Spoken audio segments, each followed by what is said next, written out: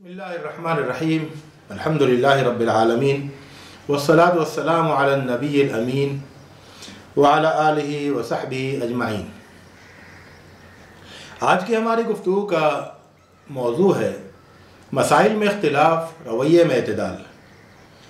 इसकी थीम ये है कि आम तौर से हमें मसाइल को देखकर और उसमें लोगों के इख्तिलाफ को देखकर उलझन होती है कि इतना इख्तिलाफ क्यों है लोगों के दरमियान, और हम ये चाहते हैं, हमारी ख्वाहिश ये होती है कि इख्तिलाफात, जो मसाइल में जो इख्तिलाफात हैं, लोगों के नज़रियात में जो इख्तिलाफात हैं, लोगों के जो अलग अलग मौक़िफ़ हैं, तो ये इख्तिलाफात जो हैं ये ख़त्म हो जाएं। और ज़ाहिर है कि इख्तिलाफात ख़त्म होते नहीं हैं।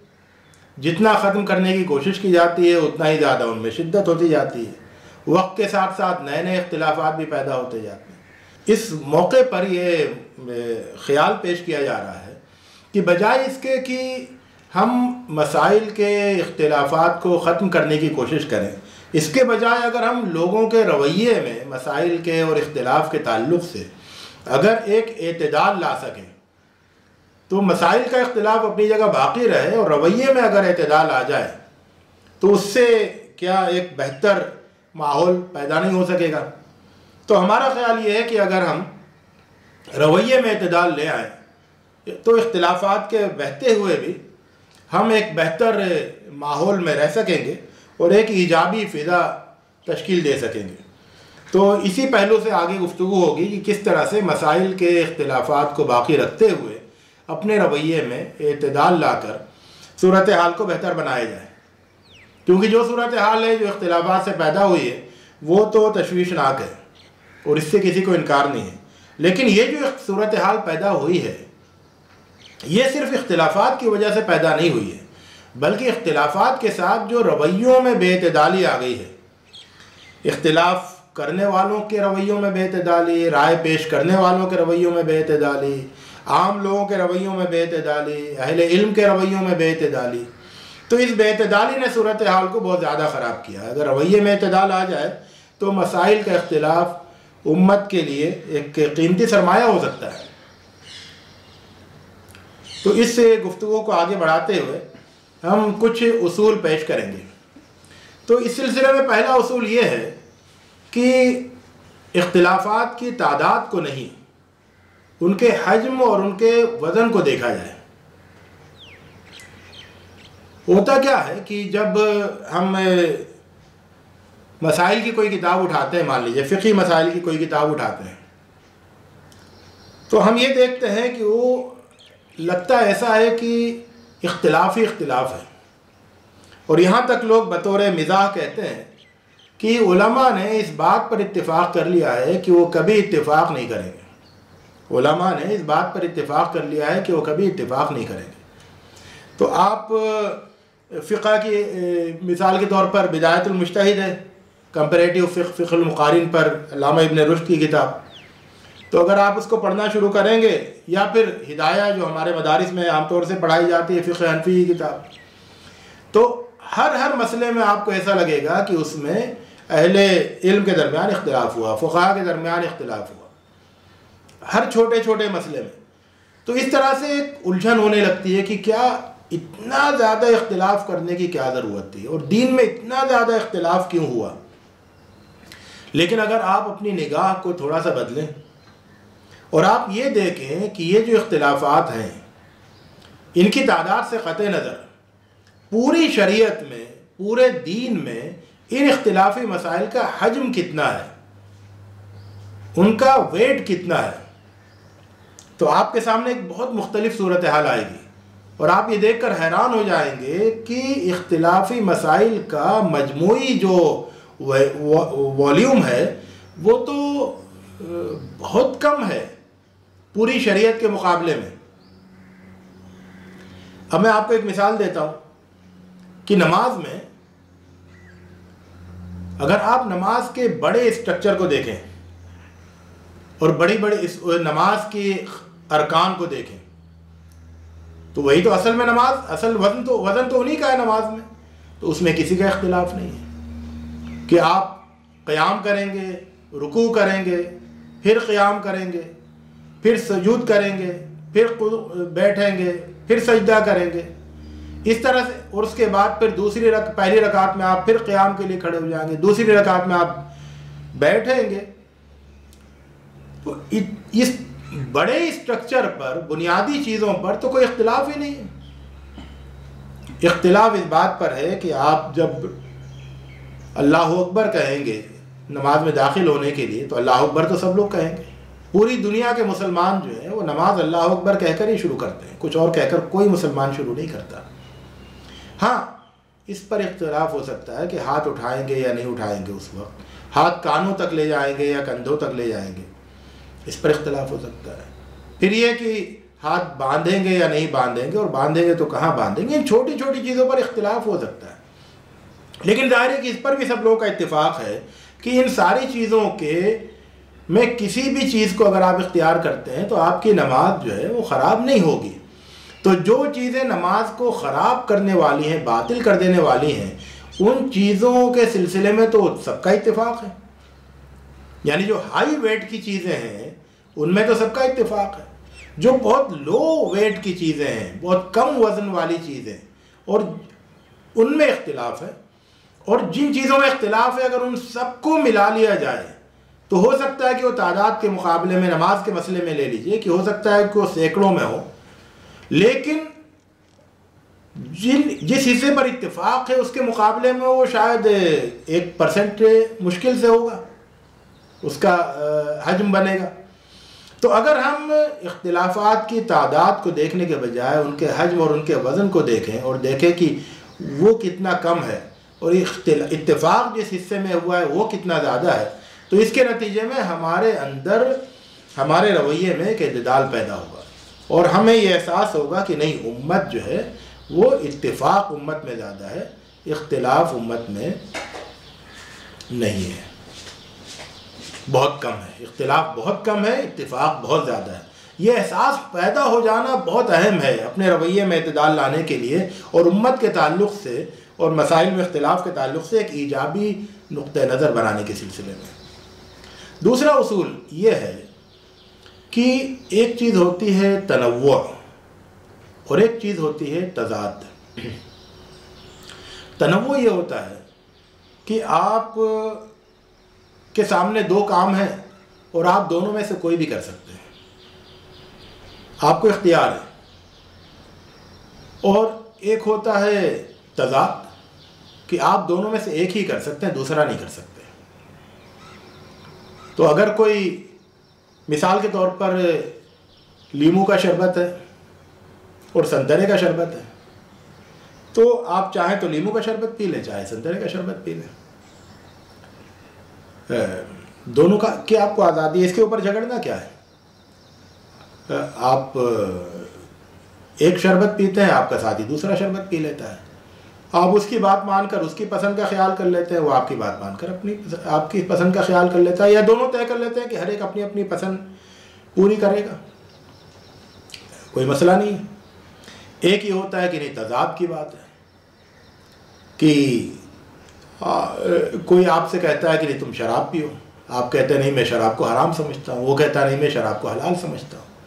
तो अब हलाल और हराम का इख्तिलाफ है, और वो भी शराब जैसे मसले में इख्तिलाफ है, तो ये तज़ाद का इख्तिलाफ हो गया है। तो जहाँ हराम हलाल का इख्तिलाफ हो और दोनों में से कोई एक राय यकसर गलत हो और एक राय बिल्कुल सही हो, तो वो तो तज़ाद वाली बात है। और जहाँ पर ये हो कि नहीं सही तो दोनों हैं, अलबत्ता मुझे ये ज़्यादा पसंद है, आपको ये ज़्यादा पसंद है, तो ये तनव्वु का इख्तिलाफ है। ये इस्लामी शरीयत की एक बड़ी खूबी है, इस्लामी शरीयत का बड़ा इम्तियाज़ है कि उसमें बहुत सारी चीज़ें तनव्वु के कबील की हैं। और ज़ाहिर है कि तनव्वु में आसानी है, कुशादगी है कि आप अगर एक काम को कई तरह से करने की अगर आपको इजाज़त है तो ये तो सहूलत की बात है, कुशादगी की बात है।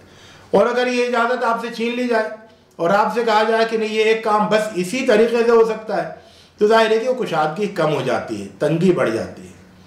तो शरीयत चूँकि रहमत की शरीयत है, कुशादगी और आसानी की शरीयत है, तो इसलिए उसमें बहुत ज़्यादा चीज़ें ऐसी हैं जो तनव्वु की कबील की हैं। आपको चॉइस दी गई है कि आप ये कर लें या ये कर लें। लेकिन हुआ ये कि तनव्वो आगे चलकर तज़ाद की सूरत इख्तियार कर ली तनव्वो ने। तो जहाँ पर ऑप्शन था, चॉइस थी, वो चॉइस लोगों के, हकीकत में तो चॉइस मौजूद है, लोगों के जहनों में चॉइस बाकी नहीं रही। तो अब नमाज की जो बहुत ज़्यादा चीज़ें हैं, जैसे आप आमीन ज़ोर से कहें या धीरे कहें, ये तनव्वो की बात है। आप नमाज शुरू करते हैं, आप सुब्हानक अल्लाहुम्मा व बिहम्दिका कह के नमाज शुरू करें, या आप इन्नी वज्जहतु वज्हिया लिल्लज़ी वाली दुआ पढ़कर नमाज शुरू करें, ये तनव्वो की बात है। आप रफ़अदैन करें रुकू में जाते हुए या रफ़अदैन नहीं करें, ये तनव्वो का मसला है।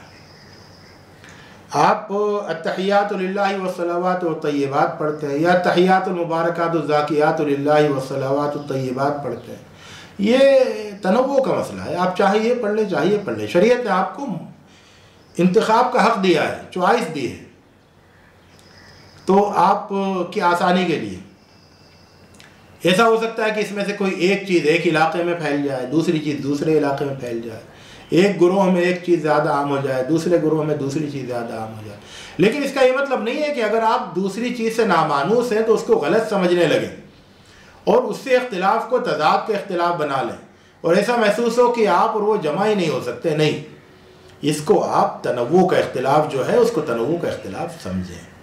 तनव्वो के इख्तिलाफ को ख़त्म करने की कोशिश गलत कोशिश है और इसका नुकसान है। इससे शरीयत में की एक बहुत बड़ी खूबी शरीयत से छीन लेने वाली बात है।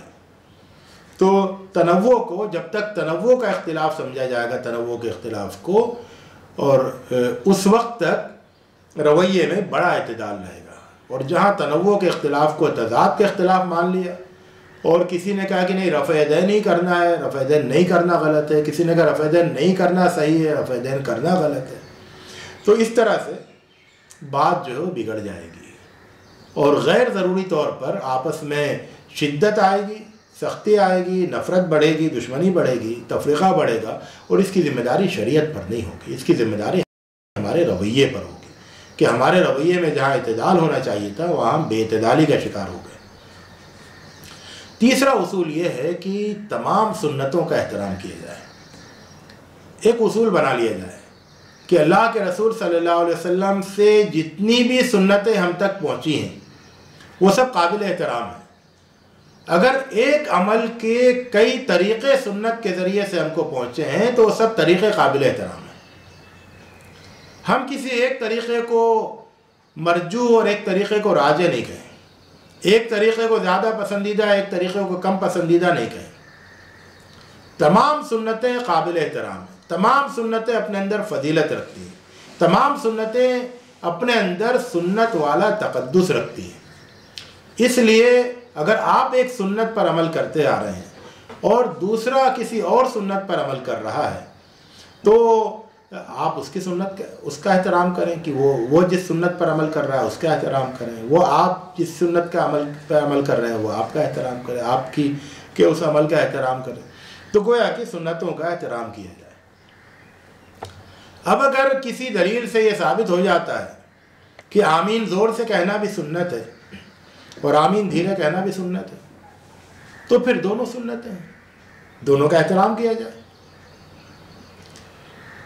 एक चौथा उसूल है जो इसी से मुताल्लिक़ है और वो ये है कि सुन्नत को सिर्फ हदीस की किताबों में जो हदीसें ज़िक्र की गई हैं वहाँ तक महदूद नहीं समझा जाए, बल्कि अल्लाह के रसूल सल्लल्लाहु अलैहि वसल्लम के जो तरीक़े उम्मत में अमल के ज़रिए से मुंतकिल हुए हैं कि एक नस्ल ने अमल किया, उस नस्ल को देखकर दूसरी नस्ल ने अमल किया, एक जनरेशन से दूसरी जनरेशन को मिला, एक ज़माने की उम्मत से दूसरी ज़माने की उम्मत को मिला, उसको भी सुन्नत माना जाए। अगरचे उसके सिलसिले में कोई हदीस नहीं हो, अगरचे उसके सिलसिले में कोई हदीस ज़ईफ़ हो, उसके बावजूद उसको सुन्नत माना जाए, क्योंकि वो बहुत बड़े तरीक़े से अमली तवातुर के ज़रिए से उम्मत को मिला है, जिसको फ़ुक़हा ये कहते हैं कि नक़लुल काफ़्फ़ति अनिल काफ़्फ़ा और नक़लुल खलफ़ि अनिस सलफ़। तो ये तो एक पूरी जनरेशन ने एक पूरी जनरेशन से लिया है और एक पूरी जनरेशन के हवाले किया है। तो सुन्नत का एक तरीक़ा यह है सुन्नत के हम तक पहुँचने का कि रावियों ने जो रिवायत किया, हुज़ूर अकरम सल्लल्लाहु अलैहि वसल्लम के अक़वाल, हुज़ूर अकरम सल्लल्लाहु अलैहि वसल्लम के अमाल, हुज़ूर अकरम सल्लल्लाहु अलैहि वसल्लम की खामोश तायीद या हुज़ूर अकरम सल्लल्लाहु अलैहि वसल्लम की तरदीद, इनकार, नकीर, तो ये सब भी सुन्नत है। उसके साथ साथ अल्लाह के रसूल सल्लल्लाहु अलैहि वसल्लम के बताए हुए सिखाए हुए जो तरीक़े इबादत के ताल्लुक़ से ख़ास तौर से जो नस्ल दर नस्ल मुंतकिल हुए वो भी सुन्नत है, वो भी सुन्नत की दलील है। तो अमली तवातुर को सुन्नत की दलील मान लिया जाए। इससे ये होगा कि मिसाल के तौर पर औरतों के नमाज पढ़ने का तरीक़ा है,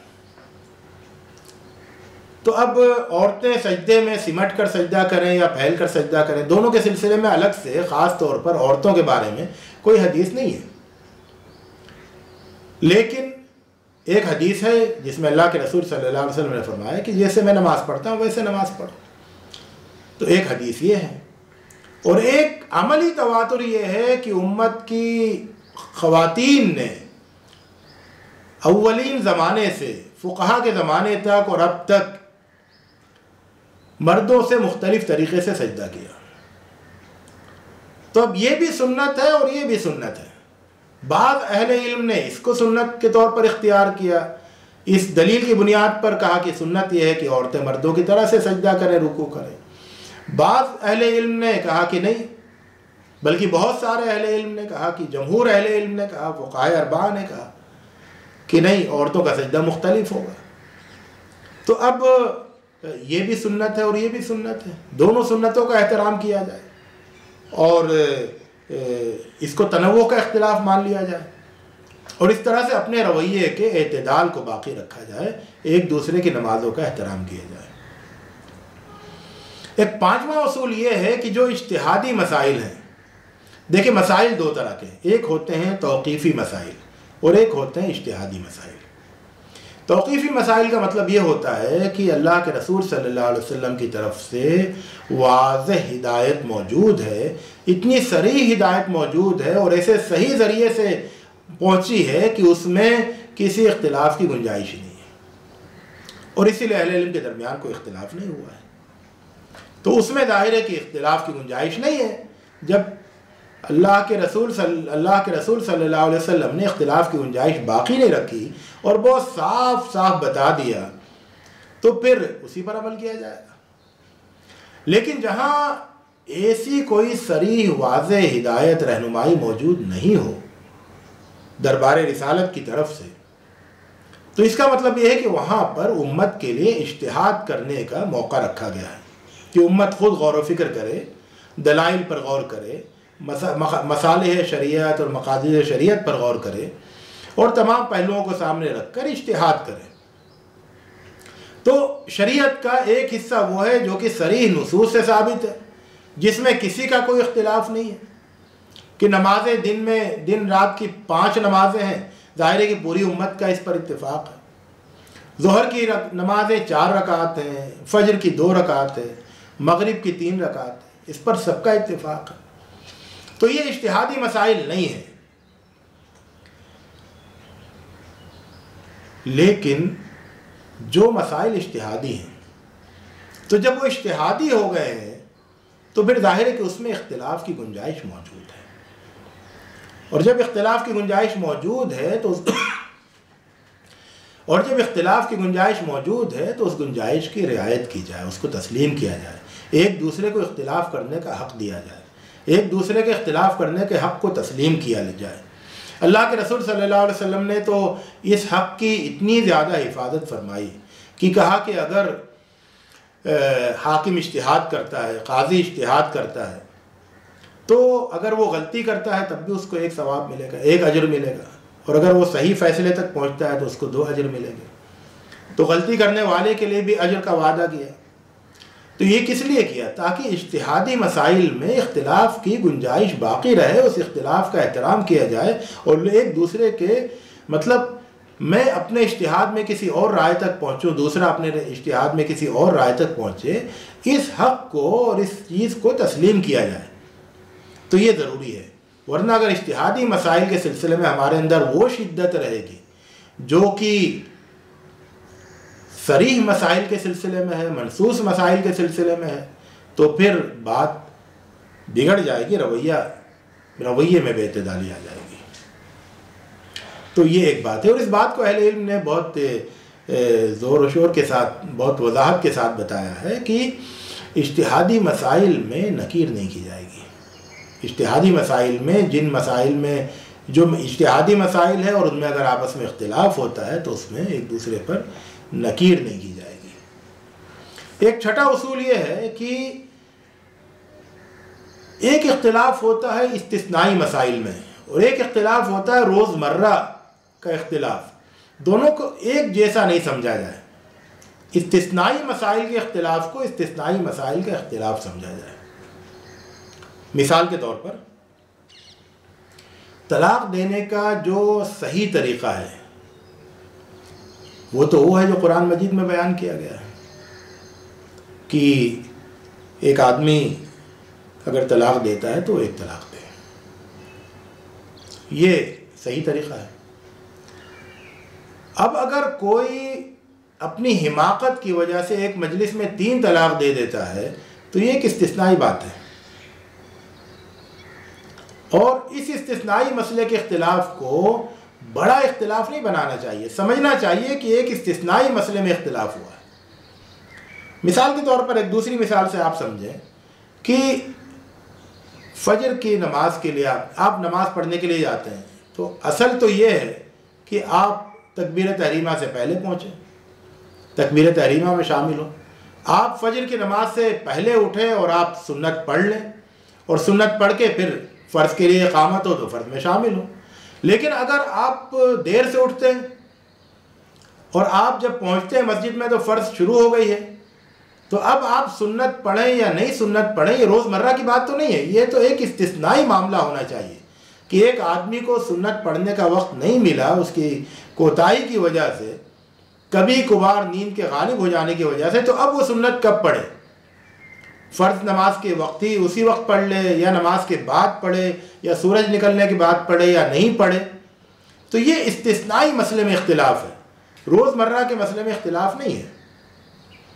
एक 7वां उसूल है, वो ये कि अगर एक होता है नुक्ता नज़र और एक होता है अक़ीदा। अक़ीदा वो होता है जो दीन की बहुत ही वाज़ेह और बुनियादी दलाइल की बुनियाद पर बनता है और दीन में बुनियादी हैसियत रखता है, जिसके नहीं मानने से इंसान दीन से खारिज हो जाता है, और जिसके दलाइल इतने ठोस और मुहकम होते हैं कि उम्मत के तमाम मोतबर अहले इल्म का उन पर इत्तिफाक होता है। ये अक़ीदा है। अक़ीदा कोई इतनी कमज़ोर चीज़ नहीं है, लूज किस्म की चीज़ नहीं है कि उसमें बड़े बड़े अहले इल्म का इख्तिलाफ हुआ करे। इमाम शाफ़ी और इमाम अबू हनीफ़ा में इख्तिलाफ हो जाए, इमाम इब्न तैमिया और इमाम इब्न हजर में और इमाम नववी में इख्तिलाफ हो जाए, ये अक़ीदा नहीं है, ये नुक्ता नज़र है। तो जिन मसाइल में, फ़िक्री और इल्मी मसाइल में मोतबर अहले इल्म के दरमियान इख्तिलाफ होता है, बहसें होती है, दोनों तरफ दलाइल होते हैं, उसे नुक्ता नज़र का इख्तिलाफ समझना चाहिए। और जो बहुत मुहकम दलाइल पर बुनियादी बातें हैं, मुहकम दलाइल पर कायम है, सरी और नाकाबिल इख्तिलाफ दलाइल पर कायम है, नाकाबिल तावील दलाइल पर कायम हो, जैसे अल्लाह एक है,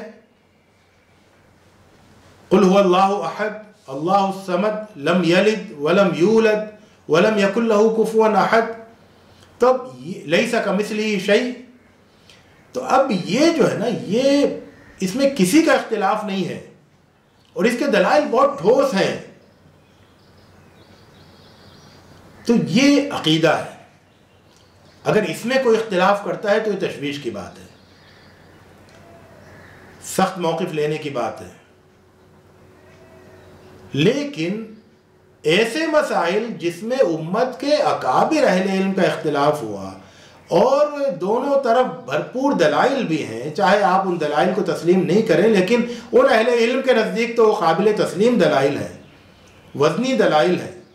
तो फिर उसे आप नुक्ते नज़र का इख्तिलाफ समझिए, अक़ीदे का इख्तिलाफ नहीं समझिए। हमारे यहाँ एक रवैये की बड़ी बेतदाली ये रही कि नुक्ते नज़र के इख्तिलाफ को अक़ीदे का इख्तिलाफ बना दिया गया, और सैकड़ों मसाइल ऐसे हैं जो खालिस नुक्ते नज़र से वाले मसाइल हैं, नज़री मसाइल हैं, उनको एतक़ादी मसाइल करार दे दिया गया, और इस तरह से उम्मत के अंदर एक शिद्दत पसंदी का रवैया पैदा हुआ इख्तिलाफ के सिलसिले में।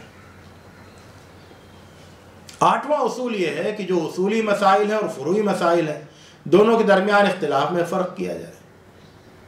अब नमाजें कितनी हैं, फ़र्ज़ नमाजें, ज़ाहिर उसूली मसला है। ज़कात फ़र्ज़ है या नहीं फ़र्ज़ है, ये उसूली मसला है। दीन में जिहाद है या नहीं है, ये उसूली मसला है। दीन में हज है या नहीं है, ये उसूली मसला है। नमाज़ों की तादाद, तो ये जो है, और नमाज़ों के अरकान, ये सब उसूली मसाइल हैं। इनमें कोई इख्तिलाफ करता है तो उसके साथ आपका रवैया दूसरा होगा, ज़ाहिर हकीमाना रवैया होगा, लेकिन वो रवैया मतलब ऐसा नहीं होगा कि आप कहें हाँ तुम्हें इसकी पूरी इजाज़त है तुम। लेकिन फ़ुरूई जो मसाइल हैं उनमें तो बहुत ज़्यादा खुलापन होना चाहिए, बहुत ज़्यादा कुशादगी होनी चाहिए। तो फ़ुरूई मसाइल के इख्तिलाफ और उसूली मसाइल के इख्तिलाफ में फ़र्क किया जाए। और नवा उसूल ये है कि अरकान और आदाब के फ़र्क को मलहूज़ रखा जाए। बसा औक़ात हम वो चीज़ें जो महज आदाब के कबील की हैं उनमें हम इतनी सख्ती करते हैं कि वो अरकान तक उनको पहुँचा देते हैं। नहीं, दीन में हर चीज़ का जो मर्तबा है वो मर्तबा बाकी रखना ज़रूरी है। अब मिसाल के तौर पर इक़ामत होते हुए आप कब खड़े हों, इक़ामत से पहले खड़े हो जाएं, हय्या अला सलाह पे खड़े हों, क़ामत सलाह पे खड़े हों, इक़ामत मुकम्मल होने के बाद खड़े हों, ये आदाब से ताल्लुक़ रखता है। फ़ुक़हा ने इसकी सराहत की है कि इसका ताल्लुक़ आदाब शरीयत से है, अरकान नमाज या अरकान शरीयत से नहीं है। लेकिन हमारे यहाँ इसके सिलसिले में भी इतनी शिद्दत पैदा हो जाती है कि गोया कि ये दीन का रुकन है, कि अगर वो नहीं किया और उसमें कोई मुख्तलिफ हमसे रहा तो गोया कि हमारा उसका दीन का इख्तिलाफ हो गया। तो ये रवैये में ये इत्तेदाल भी लाना ज़रूरी है। एक 10वां उसूल जिसकी तरफ मैंने अभी पीछे इशारा किया वो ये है कि जो इख्तिलाफी मसाइल हैं उनको मारूफ और मुनकर के बाब में शामिल नहीं करें। देखिए, एक है मारूफ और मुनकर का बाब। अल्लाह ताला ने उम्मत की ये जिम्मेदारी करार दी है, बल्कि खैर उम्मत के होने के लिए, उम्मत के खैर उम्मत होने के लिए ये ज़रूरी शर्त करार दी है कि वो अम्र बिल मारूफ और नही अनिल मुनकर का काम करें। मारूफ का, भलाई का हुक्म दें, मुनकर और बुराई से रोकें। ये उम्मत के हर फर्द की जिम्मेदारी है। ये एक मुसलमान की सिफत है, लाजमी सिफत है। जिस तरह से दूसरी ईमानी सिफ़ात का जिक्र किया गया है जो लाजमी सिफ़ात हैं, उसी तरह से मारूफ और का हुक्म देना और मुनकर से रोकना ये लाजमी ईमानी सिफ़त है एक मोमिन की। जब हम इस अमल को अंजाम देते हैं तो इसमें हमसे बेतदाली हो जाती है। होता यह है कि हम मुनकर उन चीज़ों को भी समझ लेते हैं जो मुनकर नहीं है। हो सकता है हमारे लिहाज से गलत हो, दलील के लिहाज से कमज़ोर हो, लेकिन वो मुनकर नहीं होती है। वो एक गलती हो सकती है जो उसके नज़दीक सही है और मेरे नज़दीक गलत है। हो सकता है उसके नज़दीक भी वो गलती हो, लेकिन वो ऐसी गलती नहीं है कि जो मुनकर तक पहुंच जाए। जब हम ऐसी चीज़ को जो मुनकर नहीं है हम उसके साथ मुनकर वाला मामला करके सख्ती करते हैं और उससे रोकते हैं और उस पर नकीर करते हैं तो फिर बात बिगड़ती है। अहले इल्म ने ख़ास तौर से मालिकी फ़ुक़हा ने मारूफ और मुनकर के सिलसिले में अपनी फ़िक़्ह की किताबों में ख़ुसूसी गुफ्तगू की है और उसकी शर्तों में उन्होंने ये बात भी बताई है कि जो इख्तिलाफ़ी मसाइल हैं जिनमें अहले इल्म के दरमियान इख्तिलाफ हुआ है उनको आप मुनकर का मसला नहीं बनाएं, उन पर आप नकीर नहीं करें। इससे बहुत बड़ा, अगर आप इस उसूल को तस्लीम कर लें तो इसके बड़े फ़ायदे हैं। एक फ़ायदा तो ये है कि आप मतलब जब आप एक चीज़ से रोकते हैं कि तुम मत करो, सामने वाले को टोकते हैं क्योंकि आप गलत समझ रहे हैं, सामने वाला उसको सही समझ रहा है, तो ज़ाहिर है कि वो नहीं मानता आपकी बात, तो आपकी बात नहीं मानता, आप टोकते हैं तो फिर बात बढ़ती है, इख्तिलाफ बढ़ता है, इख्तिलाफ में शिद्दत आती है, बस औकात बात जो है वो झगड़े और हाथापाई तक पहुंच जाती है और इस तरह से उम्मत के अंदर तफरीक़ा बढ़ता है। लेकिन अगर हम इख्तिलाफी मसाइल में एक दूसरे को नज़रअंदाज करेंगे तो हमारे आपस के इख्तिलाफात जो हैं वो नहीं बढ़ेंगे, तफरीक़ा नहीं पैदा होगा, शिद्दत नहीं आएगी, रवैये में एतदाल रहेगा। एक बात तो ये। एक और बड़ा फ़ायदा ये है कि फिर हम सब मिलकर अपनी सारी तवानाइयाँ मुत्तहिदा तौर पर, मुत्तफ़िक़ा तौर पर असल मुनकरात के ख़िलाफ़ लगा सकेंगे। अभी क्या होता है कि हम असल मुनकरात को तो छोड़ देते हैं, हमारी तवानाइयाँ, नई अनिल मुनकर की तवानाइयाँ लग जाती हैं इख्तिलाफी मसाइल में, जो कि असल में मुनकर नहीं है। तो जो शख्स नमाज़ पढ़ने नहीं आ रहा है उससे हमारा झगड़ा नहीं होता, जो शख्स नमाज के वक्त फ़िल्म हॉल में बैठा फ़िल्म देख रहा है या वो शराब खाने में बैठा शराब पी रहा है, उससे हमारा झगड़ा नहीं होता। हमारा झगड़ा किससे होता है? उससे जो कि नमाज़ पढ़ने के लिए मस्जिद आता है, अल्लाह ताला की इबादत करने के लिए आता है, लेकिन उसके सर पर टोपी नहीं होती है, या वो इक़ामत के लिए उस वक्त खड़ा हो जाता है जिस वक्त हम खड़े नहीं होते, या वो नमाज में कुछ ऐसे काम कर रहा होता है, इस तरीके से नमाज पढ़ रहा होता है जिस तरीके से हम नहीं पढ़ते, तो हमारा उससे झगड़ा हो जाता है और हमारी सारी तवानाई जो है वो उस पर सर्फ होती है। तो ये बहुत अहम उसूल है दीन का कि इख्तिलाफी मसाइल को मारूफ और मुनकर के बाब में शामिल ना करें, जो हकीकत में मुनकर है उस पर नकीर करें, उस पर अपनी तवानाइयाँ सर्फ करें। इससे मुनकर के ख़िलाफ़ जंग होगी और मुनकर कमज़ोर होगा। 11वां उसूल ये है जिसको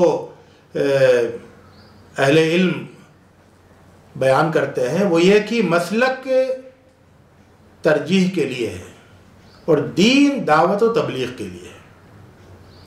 ज़ाहिर है कि मसलक, उम्मत में मसलक पाए जाते हैं, फ़िक़ही मसलक हैं, कलामी मसलक हैं, है ना।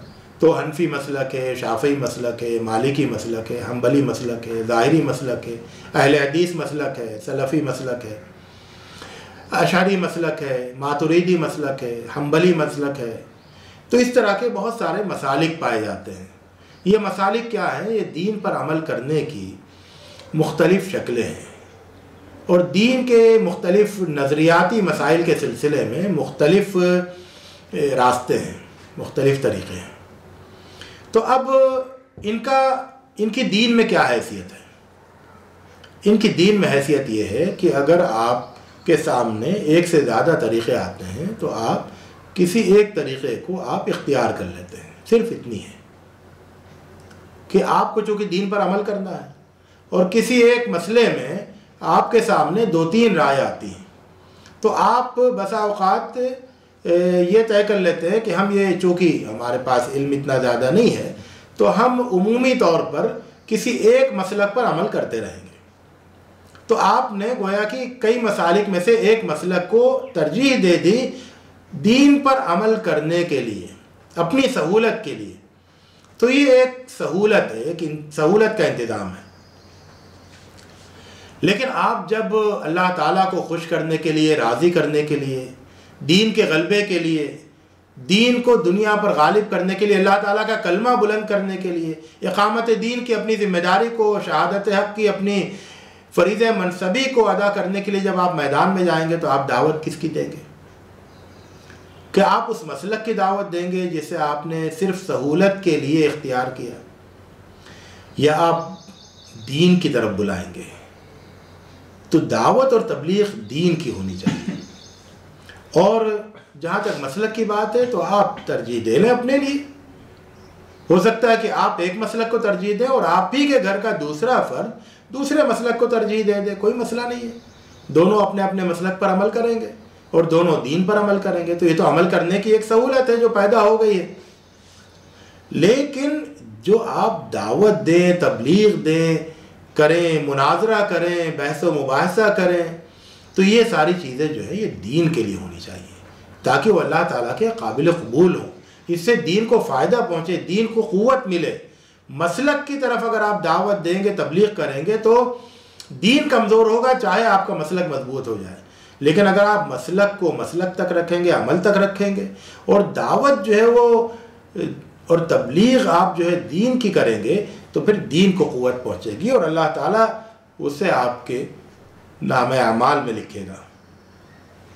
एक 12वां उसूल ये है रवैये में इत्तेदाल लाने के लिए कि अगर कोई मसला आपके सामने है जिस पर आप तहक़ीक़ कर रहे हैं, अपनी कोई राय बनाना चाहते हैं, कोई राय ज़ाहिर करना चाहते हैं, कोई मसला दरपेश आ गया है, उस पर फील्ड में, मैदान में गुफ्तगू चल रही है, तो फिर ज़्यादा बेहतर ये है कि कोई राय बनाने से पहले और कोई गलत और सही कहने से पहले बेहतर ये है कि उस सिलसिले में जितने भी अहले इल्म के अक़वाल आए हैं, अइम्मा किराम के जो अक़वाल हैं, अहले उलमाए फ़िक़्ह के जो अक़वाल हैं, उन तमाम अक़वाल से वाक़िफ़ियत हासिल कर ली जाए। तो फिर क्या होगा, रवैये में इत्तेदाल आ जाएगा। तो मिसाल के तौर पर अभी हाल में तरावी का मसला सामने है, और ये मसला सामने है कि तरावी में आप कुरान हाथ में लेके नमाज़ पढ़ सकते हैं कि नहीं, पढ़ते हुए तरावी पढ़ सकते हैं कि नहीं। ये मसला भी ज़ेर बहस है कि औरतों की जमात बने जिसमें औरत इमामत करे, तो ये दुरुस्त है कि नहीं। तो अगर आप इस सिलसिले में और ऐसे बहुत सारे मसाइल के सिलसिले में किसी एक ही कौल से वाकिफ़ है, तो आप तो यही समझेंगे कि इसके अलावा तो सब यही एक सही बात है, बाकी सब बातें सही नहीं है। लेकिन अगर आप मुताला करें, अहले इल्म से रुजू करें, और आपको मालूम हो कि नहीं, बहुत से बड़े बड़े अहले इल्म ने उस राय को भी जिक्र किया है जो हमें मालूम नहीं है, जिसे हम गलत समझ रहे हैं, तो फिर आपके रवैया बदलेगा, आपके रवैये में इत्तेदाल आएगा। तो अपना किसी राय को सही या गलत करने से पहले, कहने से पहले, उस सिलसिले में जो अहले इल्म के अक़वाल हैं उनसे वाक़िफ़ियत हासिल कर लेना चाहिए। बसा औक़ात क्या होता है कि हम कह देते हैं कि ये बात सही है क्योंकि इस पर पूरी उम्मत का इजमा है, और इसलिए उसके अलावा जो है वो गलत है। बाद में मालूम ये होता है तहक़ीक़ करके कि नहीं, इजमा तो था ही नहीं, दूसरे बड़े अहले इल्म ने दूसरी बात भी कही। तो जब दो बातें बड़े अहले इल्म ने कही हैं, तो फिर हमारे रवैये में नरमी आनी चाहिए, क्योंकि दूसरी बात भी बड़े अहले इल्म ने कही है। और फिर जब बड़े अहले इल्म के दरमियान इख्तिलाफ हो जाए, ये 13वां उसूल है कि बड़े अहले इल्म के इख्तिलाफ का मतलब होता है कि इख्तिलाफ की गुंजाइश है। इस बात को आप अच्छी तरह ज़हन में रखें कि अगर किसी मसले में अकाबिर और बड़े अहले इल्म का इख्तिलाफ होता है, तो ये इख्तिलाफ इसलिए होता है क्योंकि अल्लाह ताला ने, शारिअ ने, दीन भेजने वाले ने उस इख्तिलाफ की वहाँ गुंजाइश रखी है, वरना इतने बड़े मुस्तनद मोतबर अहले इल्म के दरमियान इख्तिलाफ क्यों होता। और जब इख्तिलाफ की गुंजाइश है तो फिर नरमी, उस सिलसिले में हमारा रवैया नरम हो जाना चाहिए। जहाँ इख्तिलाफ की गुंजाइश नहीं हो तो हमारे रवैये में सख्ती होगी। जहाँ इख्तिलाफ की गुंजाइश खुद मौजूद है शरीयत के इशारे की तरफ से, शरीयत देने वाले की तरफ से, और बड़े अहले इल्म का इख्तिलाफ उसकी दलील है, तो फिर वहाँ पर हमारे रवैये में नरमी आनी चाहिए। 14वां उसूल ये है कि दिमागों का इख्तिलाफ दिलों में फूट ना डाले। देखिए, दिमागों का काम है सोचना, गौर करना, तहकीक करना, जायज़ा लेना, तज्ज़िया करना, दलाइल में मुआजना करना, ये सब दिमागों का काम है। और जब दिमाग ये काम करते हैं तो उनके दरमियान अलग अलग राय भी बनती है, उनके दरमियान आपस में इख्तिलाफ भी होता है। इस इख्तिलाफ के नतीजे में बहुत से नए पहलू सामने आते हैं, बहुत सा फ़ायदा भी होता है, लेकिन ये इख्तिलाफ दिमागों तक रहना चाहिए, दिलों तक नहीं पहुँचे। दिलों में आपस में मोहब्बत है एक दूसरे के लिए, दिल का काम मोहब्बत करना है तो दिल अपना काम करे, और सब दिल वाले एक दूसरे से मोहब्बत करें, और दिमाग वाले वो पूरी आज़ादी के साथ गौर व फिक्र करें, इस बात का अंदेशा नहीं रखें कि कहीं मेरे दिमाग से मेरे साथी के दिमाग का इख्तिलाफ नहीं हो जाए। इस अंदेशे के बगैर अपने दिमाग से काम लें, ताकि कई दिमाग मिलकर कई तरह से सोच कर ज़्यादा फ्रूटफुल, ज़्यादा समर आवर सरमाया, फ़िक्र और इल्म का सरमाया उम्मत को दे सके। तो दिमागों का इख्तिलाफ ये उम्मत के लिए शिफा है, रहमत है, और दिलों का इख्तिलाफ उम्मत के लिए बीमारी है और वबा है। तो दिलों के इख्तिलाफ से बचें और दिमागों के इख्तिलाफ़ों को दिमाग एप्रिशिएट करें और उसको दिमागों के इख्तिलाफ तक रहने दें। और 15वां और आखिरी उसूल ये है कि अगर आप किसी बड़े मकसद से वाबस्ता हैं और उस बड़े मकसद की खातिर आपने आपस में इत्तेहाद कर लिया है, तो फिर ये इत्तेहाद आपके छोटे इख्तिलाफात को हमेशा छोटा रखेगा। अगर देखिए, बड़ा फ़र्क होता है उन लोगों में जिनके सामने एक बड़ा मकसद होता है और उन लोगों में जिनके सामने कोई बड़ा मकसद नहीं होता। जिसके सामने ये मकसद हो, जिसके सामने ये फ़िक्र हो कि अल्लाह ताला के करोड़ों करोड़ों बंदे, अरबों की तादाद में लोग हैं, सैकड़ों करोड़ हैं जो कि अल्लाह के दीन से दूर हैं। अल्लाह का दीन इस दुनिया में रुस्वा किया जा रहा है, अल्लाह की इताअत नहीं की जा रही है। दूसरे निज़ाम जो हैं अल्लाह के निज़ाम पर, अल्लाह के भेजे हुए निज़ाम पर गालिब हैं। हर जगह दूसरे निज़ामों की हुकूमत हो रही है, तागूत की हुकूमत हर जगह है, जुल्म हो रहा है पूरी दुनिया में, कुफ्र का डंका बज रहा है, शिर्क का बोलबाला है।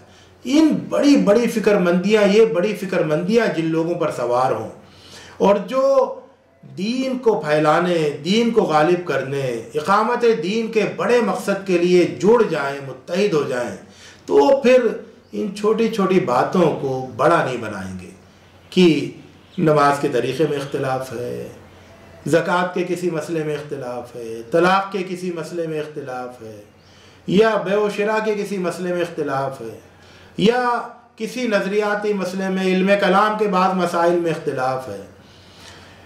तो इन छोटे छोटे इख्तिलाफात को छोटा ही रखते हैं अगर आप बड़े मकसद से वाबस्ता हैं, क्योंकि बड़े मकसद पर अगर आपने इत्तेहाद कर लिया तो फिर उस इत्तेहाद को अगर आप ज़रा भी समझ रखते हैं तो उस बड़े इत्तेहाद को जो बड़े मकसद के खातिर है, अल्लाह को खुश करने के लिए है, अपनी निजात और फलाह के लिए है, नजात और फलाह के लिए है, उस बड़े मकसद को आप और उस बड़े मकसद वाले इत्तेहाद को आप छोटे छोटे इख्तिलाफात को बड़ा बनाकर आप उस इत्तेहाद को पारा पारा नहीं कर सकते अगर आपके अंदर ज़रा भी समझ है।